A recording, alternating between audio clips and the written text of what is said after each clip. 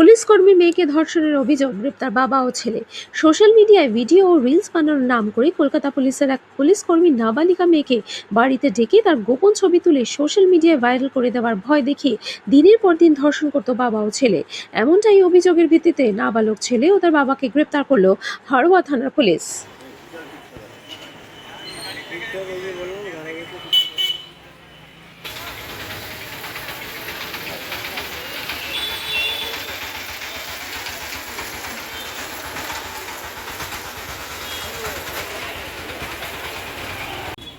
হ্যাঁ,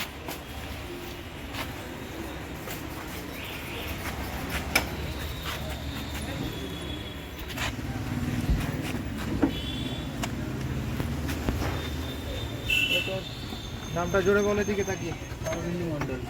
হ্যাঁ অরবিন্দু মন্ডল।